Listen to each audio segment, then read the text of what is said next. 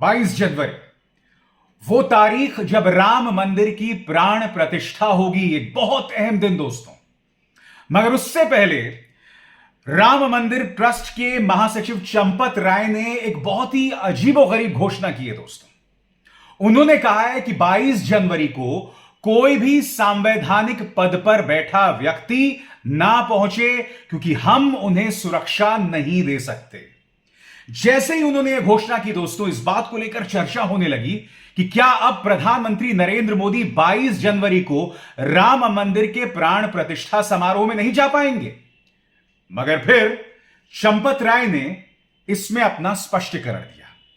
चंपत राय यह कहते हैं कि इस मौके पर कोई भी संवैधानिक पद पर बैठा व्यक्ति ना आए, और इसमें उन्होंने मुख्यमंत्रियों और राज्यपाल का नाम ले दिया। वो चाहते तो प्रधानमंत्री का नाम कह सकते थे, क्योंकि हम ये ना भूलें कि राम मंदिर के भूमि पूजन पर प्रधानमंत्री नरेंद्र मोदी पहुंचे थे और पूरे कैमरे का फोकस प्रधानमंत्री नरेंद्र मोदी पर था। अब चंपत राय ये कह रहे हैं कि कोई भी संवैधानिक पद का व्यक्ति ना पहुंचे, मगर अपने स्पष्टीकरण में वो ये कहते हैं कि मुख्यमंत्री ना पहुंचे। तो बड़ा सवाल ये, क्या मुख्यमंत्री आदित्यनाथ को रोकने का प्रयास है?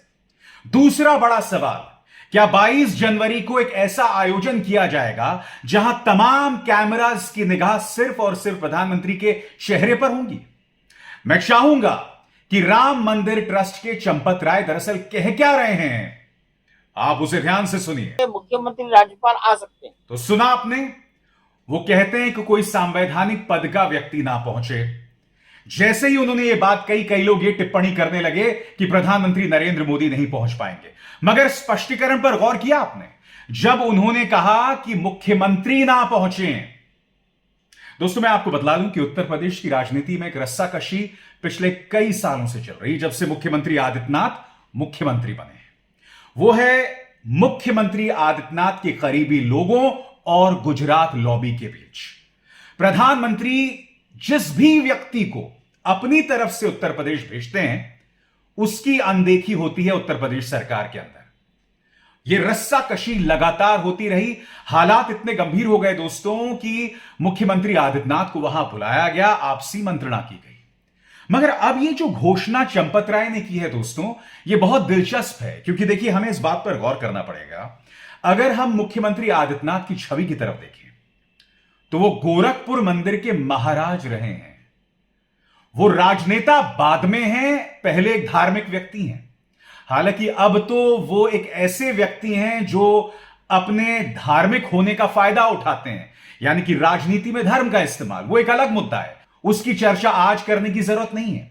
मगर जो मुद्दा मैं आपके सामने रखना चाहता हूं कि आखिर क्या वजह है कि चंपत राय ये कह रहे हैं कि कोई भी मुख्यमंत्री ना पहुंचे, और आखिर क्या वजह है कि चंपत राय ये नहीं कह रहे कि प्रधानमंत्री वहां ना पहुंचे। कहीं ऐसा तो नहीं कि 22 जनवरी का मकसद राम मंदिर प्राण प्रतिष्ठा नहीं, बल्कि प्रधानमंत्री नरेंद्र मोदी का महिमा मंडन हो? क्योंकि हम देख चुके हैं, चाहे शिलान्यास हो, चाहे नई संसद भवन का उद्घाटन हो, हमने देख लिया संगोल के नाम पर पूरा का पूरा फोकस प्रधानमंत्री नरेंद्र मोदी पर था। पूरा का पूरा फोकस। नई संसद तो कहां गई कोई नहीं जानता, और आप भी जानते हैं कि नई संसद में कायदे से राष्ट्रपति द्रौपदी मुर्मू को निमंत्रण दिया जाना चाहिए था, मगर ध्यान उनसे ना भटक जाए, इसलिए राष्ट्रपति द्रौपदी मुर्मू को बुलाया नहीं गया नई संसद के उद्घाटन पर, जो कई लोगों को बात अटपटी लगी थी। और यह ना भूलें, जब प्रधानमंत्री नरेंद्र मोदी संगोल के सामने नतमस्तक हुए थे, तब संसदीय कार्य मंत्री का एक बयान आया था कि संगोल युग में महाराजा संगोल के सामने नतमस्तक होते हुए उन्होंने प्रधानमंत्री के लिए महाराजा शब्द का इस्तेमाल किया था। आज ये सवाल पूछना जायज हो जाता है कि क्या राम मंदिर में राम लला से बड़े या भगवान श्री राम से बड़े प्रधानमंत्री तो नहीं हो जाते ना? और अगर आप एक राजनेता को अनुमति दे रहे हैं, जैसा कि चंपत राय के इस बयान से स्पष्ट हो रहा है, तो फिर आप मुख्यमंत्रियों को क्यों अनुमति नहीं दे रहे? और सबसे बड़ी बात, जहां तक सुरक्षा की बात है, यह विश्व हिंदू परिषद की जिम्मेदारी नहीं है, यह राम मंदिर की भी जिम्मेदारी नहीं है, यह जिम्मेदारी उत्तर प्रदेश शासन की है। तो चंपत राय किस हैसियत से यह बोल रहे हैं कि हम उन्हें जो है सुरक्षा नहीं दे पाएंगे या हम उन्हें महत्व नहीं दे पाएंगे? और एक और बात जिस पे आपको गौर करना पड़ेगा, जब राम मंदिर समिति बनी थी, जिसके जहां तक मुझे याद है 8 सदस्य थे, इनमें चंपत राय को बाद में शामिल किया गया था। चंपत राय गोद लिए सदस्य हैं, एडॉप्टेड सदस्य हैं। तो चंपत राय तो राम मंदिर ट्रस्ट के महासचिव बाद में बने हैं। तो चंपत राय आज की तारीख में एक बॉस की तरह इस बात का ऐलान कैसे कर रहे हैं कि कोई भी संवैधानिक पद का व्यक्ति वहां क्यों नहीं पहुंच सकता? फिर से मेरे उस सवाल पर गौर कीजिए, क्या यह प्रधानमंत्री नरेंद्र मोदी और मुख्यमंत्री आदित्यनाथ के बीच राजनीतिक रस्साकशी का परिणाम है?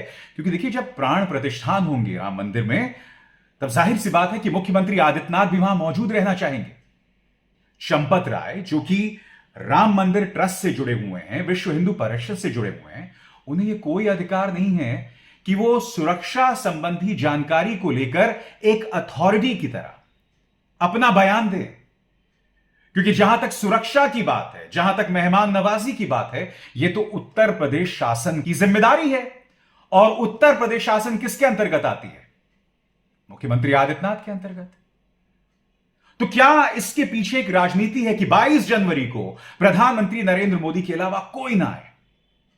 हां, इसका एक और पहलू हो सकता है कि क्या चंपत राय चाहते हैं कि भाजपा इसका राजनीतिक फायदा ना उठाए, इसीलिए किसी को भी ना बुलाया जाए, ना प्रधानमंत्री नरेंद्र मोदी को और ना मुख्यमंत्री आदित्यनाथ को।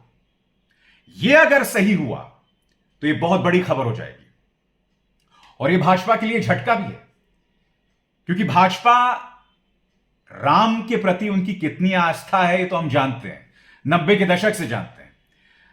मगर भाजपा राम का इस्तेमाल करके वोट तो जरूर मांगती रही है। अब अगर राम मंदिर के प्राण प्रतिष्ठा के दौरान भाजपा का कोई नेता, कोई मुख्यमंत्री या प्रधानमंत्री मौजूद ना रहे, जैसा कि चंपत राय कह रहे हैं, हालांकि वो प्रधानमंत्री का नाम नहीं लेते हैं, तो यह भाजपा के लिए झटका होगा। और सबसे बड़ी बात, जैसे मैंने कहा ना, चंपत राय इस वक्त वो हैसियत नहीं रखते हैं कि वो ऐसे मुद्दों पर स्वयं फैसला कर सके। क्योंकि हम ये ना भूलें कि जब राम मंदिर पर फैसला आया था, तब राम मंदिर के आसपास की जमीन को लेकर किस तरह का घोटाला हुआ था, संजय सिंह और समाजवादी पार्टी ने बाकायदा दस्तावेजों के साथ इसका खुलासा किया था। प्रियंका गांधी वाड्रा ने बाकायदा प्रेस कॉन्फ्रेंस करके कुछ सवाल किए थे कि आखिर राम मंदिर के आसपास की जमीन के दाम 10 गुना कैसे बढ़ गए। खरीदा 2 करोड़ में गया, मगर राम मंदिर ट्रस्ट ने उसे करीब 18 करोड़ में खरीद लिया। ये तमाम सवालात थे और भ्रष्टाचार को लेकर आरोप किसी और पर नहीं, चंपत राय पर लगा। मुख्यमंत्री आदित्यनाथ ने उस वक्त घोषणा कर दी कि हम मुद्दे की जांच करेंगे, मगर उन्हीं की सरकार इस मुद्दे की जांच नहीं कर सकती ना। विपक्ष ये लगातार सवाल उठाता रहा कि इसकी जांच सुप्रीम कोर्ट की एक समिति करे या कम से कम हाईकोर्ट की एक समिति करे। वैसा हुआ नहीं। आपको याद है कि नहीं, उसको लेकर मैंने बाकायदा शो भी किया था। यह जो पूरा भ्रष्टाचार का क्या मामला था, एक बार फिर हमें उसकी चर्चा करने की जरूरत है, क्योंकि हमारे श्री राम के नाम पर खिलवाड़ नहीं हो सकता, ना राजनीतिक ना आर्थिक। और अब चंपत राय का यह बयान ढेरों सवाल खड़े कर रहा है और जवाब एक भी नहीं दे रहा है। याद कीजिए, राम मंदिर की जन्मभूमि की आसपास की जमीन को लेकर क्या भ्रष्टाचार को लेकर मामला हुआ था, उस पर मैंने कार्यक्रम किया था। आइए दोबारा उसका यह अंश देखते हैं ताकि आप पूरे मामले को समझ जाएं। देखते हैं। राम मंदिर पर सुप्रीम कोर्ट का फैसला आता है और जैसी फैसला आता है, उसके आसपास की जो जमीन है उसे खरीदने की होड़ लग जाती है। और यह खरीद कौन रहा होता है? बीजेपी के विधायकों के रिश्तेदार, योगी आदित्यनाथ की सरकार में जो नौकरशाह होते हैं उनके रिश्तेदार। और इससे पहले क्या हुआ था? सिर्फ 5 मिनट में राम मंदिर के आसपास की जमीन जो है वो कई गुना ज्यादा बढ़ जाती है, 2 करोड़ में खरीदी जाती है और फिर राम मंदिर ट्रस्ट जो है उसे 18.5 करोड़ में खरीदता है। ये तमाम मुद्दे हैं। हम इससे बच नहीं सकते हैं। मगर जब जब ये मुद्दे उठाए गए हैं, कहा गया है कि नहीं साहब, आप तो धर्म विरोधी हैं। और बात यहां नहीं रुकती है। कानून के खिलाफ है कि आप दलितों की जमीन नहीं खरीद सकते, मगर उस कानून की भी धज्जियां उड़ाकर वो सब किया गया। और ये वो लोग कर रहे थे जो राम के नाम पर वोट्स हासिल करते हैं, राम के नाम पर राजनीति करते हैं, और कई बार राम के नाम पर समाज के अंदर जो है अराजकता फैलाते हैं। मैं आपको बता दूं, विपक्ष ने इस पर करारा हमला बोला है। आज प्रियंका गांधी वाड्रा ने इस मुद्दे पर प्रेस कॉन्फ्रेंस किया और उन्होंने कह दिया कि इस मामले की जांच योगी सरकार नहीं करवा सकती। जैसे कि आप जानते हैं, कल ही योगी आदित्यनाथ सरकार ने इस मामले की जांच के आदेश दे दिए। उन्होंने कहा कि वो मामला है जिसमें योगी आदित्यनाथ सरकार से जुड़े नौकरशाह, उनके अपने विधायक जुड़े हुए हैं, इसलिए इसकी जांच उच्च न्यायालय द्वारा की जानी चाहिए। क्या कह रही है प्रियंका, आप खुद सुनिए। जांच कौन कर रहा है? जिला अधिकारी के लेवल के अधिकारी कर रहे हैं। मतलब जिला अधिकारी के स्तर पर यह जांच हो रही है। राम मंदिर ट्रस्ट को उच्च न्यायालय के आदेश के आधार पर बनाया गया, तो ये जांच भी उच्च न्यायालय द्वारा होनी चाहिए, क्योंकि जिला अधिकारी के स्तर का इंसान मेयर को नहीं जांच सकता। ये तो आप सब अच्छी तरह से जानते हैं। क्या हुआ है कि राम मंदिर के आसपास जितनी भी ज़मीनें हैं उस पर लूट लगी हुई है। भाजपा के जो नेता हैं और अधिक पदाधिकारी हैं और जो सरकारी अधिकारी हैं श्री योगी आदित्यनाथ जी की सरकार के, वो सब लूट में मिले हुए हैं। और ये तो एक ही मिसाल है, सुरजेवाला जी आपको इस पर थोड़ा और बताएंगे। लेकिन वहाँ पे कितनी ज़मीन है, कितने हज़ारों का घोटाला किया गया है, नहीं मालूम। बात यह है कि भगवान राम मर्यादा, नैतिकता के प्रतीक थे, सत्य के पथ पर चलने के लिए तैयार। उन्होंने कितना बड़ा बलिदान दिया, किस लिए? क्योंकि उन्होंने सत्य के पथ पर चलने का उन्होंने निर्णय लिया था। अब उनके नाम पर भी आप भ्रष्टाचार कर रहे हैं।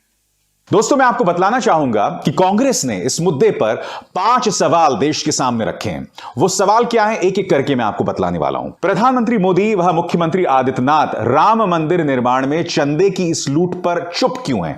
पहला सवाल दोस्तों। दूसरा सवाल, क्या राम मंदिर निर्माण में चंदा चोरी की जांच होगी और क्या दोषियों को सजा मिलेगी? सवाल नंबर 3, क्या राम मंदिर ट्रस्ट के सचिव श्री चंपत राय व ट्रस्टी श्री अनिल मिश्रा की जांच होगी? इसके बाद चौथा सवाल, क्या अयोध्या के भाजपाई मेयर, भाजपाई विधायकों और इनके नेताओं की जांच होगी? और पांचवा और आखिरी सवाल आपकी स्क्रीन पर, क्या सुप्रीम कोर्ट राम मंदिर निर्माण में हो रहे चंदे की हेराफेरी का संज्ञान लेगा? अहम सवाल है दोस्तों, होना भी चाहिए, क्योंकि मुद्दा भगवान श्री राम से है। एक ऐसा आंदोलन जो इतने अरसे तक चला, फाइनली उस पर सुप्रीम कोर्ट का फैसला आया। और फिर क्या होता है? जैसे ही सुप्रीम कोर्ट का फैसला आता है, बंदर बांट हो जाती है, होड़ लग जाती है कि उसके आसपास जमीन खरीदी जाए। और जब विपक्ष उस सवाल उठाता है तो कहा जाता है कि साहब आप धर्म विरोधी हैं। आज इस मुद्दे को भी प्रियंका गांधी ने संबोधित किया। उन्होंने कहा कि हम लूट में व्यवधान, लूट में गतिरोध जरूर डालेंगे। क्या कहा उन्होंने, आइए सुनिए। तो मैं कह रही हूँ कि हम उनके लूट में विघ्न डाल रहे हैं, कि जो राम मंदिर के लिए जो जनता ने अपनी पूरी आस्था के साथ जो चंदा इकट्ठी कराई, उसको लूट रहे हैं और हम उसमें बाधा डालेंगे, उस लूट में बाधा डालेंगे। मैं आपको बताना चाहूंगा, इस मुद्दे पर आम आदमी पार्टी भी काफी उग्र है। पार्टी के सांसद संजय सिंह ये मुद्दा उठा रहे हैं। उन्होंने कहा कि अब इस मामले की जांच सुप्रीम कोर्ट द्वारा ही की जानी चाहिए। क्या कह रहे हैं संजय सिंह, खुद सुनिए। आज एक और खुलासा हुआ है कि तत्कालीन जिलाधिकारी अयोध्या अनुज झा के पिता बद्री झा ने भी अयोध्या में जमीन खरीदी है।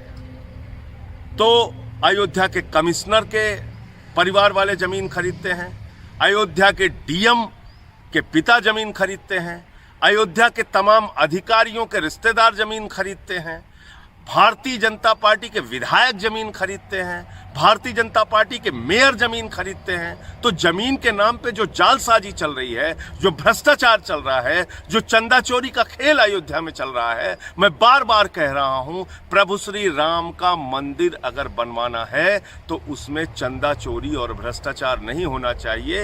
इन बेईमानों को जेल में डालने के लिए सुप्रीम कोर्ट मॉनिटर्ड एसआईटी से उच्च स्तरीय जांच होनी चाहिए और जो भी इसमें दोषी हैं उनको पकड़ के जेल में डाला जाना चाहिए। मैं आपको यह भी बतलाना चाहूंगा दोस्तों, Sanjay Singh conflict of interest का मुद्दा भी उठा रहे हैं। वो ये कह रहे हैं कि अब तो ये पता चल रहा है कि ताकतवर नौकरशाह, उनके बेटे, उनके पिता या उनके ससुर, उनके साले, ये तमाम लोग जमीन खरीद रहे हैं। लिहाजा योगी आदित्यनाथ सरकार के पास कोई औचित्य नहीं रह जाता है इस मामले की जांच कराने का। संजय सिंह किस तरह से हमलावर हो रहे हैं, सुनिए।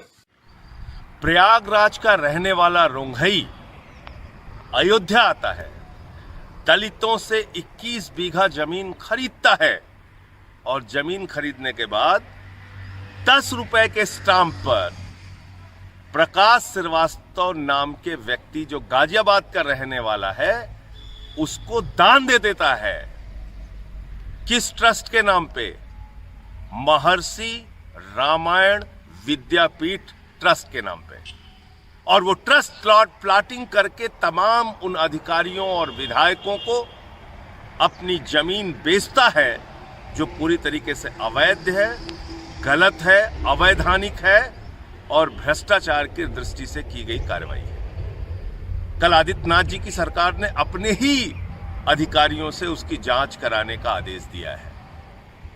जब उनके ही अधिकारी, उनके ही विधायक, उनके ही लोग, उनकी ही पार्टी से जुड़े हुए लोग भ्रष्टाचार में शामिल हैं, तो निष्पक्ष जांच कैसे हो सकती है? इसलिए इस पूरे मामले की सुप्रीम कोर्ट मॉनिटर्ड एसआईटी से जांच होनी चाहिए। आप विश्वास नहीं करेंगे, आज से कई सालों पहले मैंने सोचा था कि जब राम मंदिर अस्तित्व में आ जाएगा उसके बाद क्या होगा, तब भारतीय जनता पार्टी क्या सियासत करेगी। क्योंकि देखिए, जब तक भाबरी ढांचा बना हुआ था तब तक भारतीय जनता पार्टी उस पर सियासत करती थी। अब भी वो किसी ना किसी बहाने उस मुद्दे पर सियासत करती है, मगर अब इसका बदनुमा चेहरा सामने उभर कर आ रहा है। आदित्यनाथ सरकार इस मामले की जांच करवा रही है, जिससे पता चल जाता है कि कहीं ना कहीं दिल में चोर बैठा हुआ है और कहीं ना कहीं गड़बड़ हुई है। नहीं तो आप इस मुद्दे पर भी कह सकते थे कि साहब देखा, ये लोग मंदिर के निर्माण में गतिरोध पैदा कर रहे हैं। इन्होंने ये नहीं कहा इस बार। वो समझ रहे हैं कि जनता पूरे खेल को देख रही है। जनता देख रही है कि 90 के दशक से आप लोग भगवान राम के नाम पर सियासत खेल रहे हैं। अब मैं आपसे दोबारा सवाल करता हूं दोस्तों, भ्रष्टाचार के आरोप की अब तक कोई जांच नहीं हुई।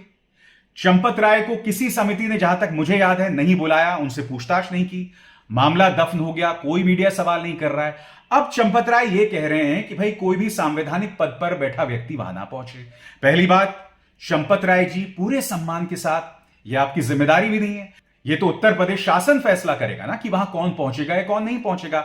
यानी कि मुख्यमंत्री आदित्यनाथ यह फैसला करेंगे। और मुख्यमंत्री आदित्यनाथ मुख्यमंत्री होने के अलावा गोरखनाथ मंदिर के महाराज ही रहे हैं। लिहाजा इस मौके पर वो भागीदारी चाहते हैं। तो क्या उन्हें दूर रखा जा रहा है क्योंकि उन्होंने मुख्यमंत्रियों का नाम लिया? और क्या इससे जुड़ा हुआ है राजनीतिक रस्साकशी का सवाल जो मुख्यमंत्री आदित्यनाथ और प्रधानमंत्री नरेंद्र मोदी के बीच चल रहा है? या फिर जो मुख्यमंत्री आदित्यनाथ और गृह मंत्री अमित शाह के बीच चल रहा है? क्योंकि सवाल तो उत्तराधिकारी का है ना कि प्रधानमंत्री नरेंद्र मोदी के बाद कौन। आज मैंने आपके सामने सिर्फ सवाल उठाए दोस्तों, और इन सवालों के जवाब दिए जाने चाहिए। राम हमारे विश्वास का प्रतीक है, हमारी आस्था का प्रतीक है। उसके साथ कोई खिलवाड़ नहीं कर सकता, उस पर कोई राजनीति नहीं कर सकता। और अगर आप इस पर सवालों के जवाब नहीं चाहते हैं तो आप भी एक राजनीतिक पार्टी का पिछलग्गू बनकर उनके प्रचार को आगे कर रहे हैं। आपका राम मंदिर से कोई लेना देना नहीं है, न राम से कोई लेना देना है। अभिसार शर्मा को दीजिए इजाजत। नमस्कार। स्वतंत्र और आजाद पत्रकारिता का समर्थन कीजिए, सच में मेरा साथी बनिए। बहुत आसान है दोस्तों, इस ज्वाइन बटन को दबाइए और आपके सामने आएंगे ये 3 विकल्प, इनमें से एक चुनिए और सच के इस सफर में मेरा साथी बनिए।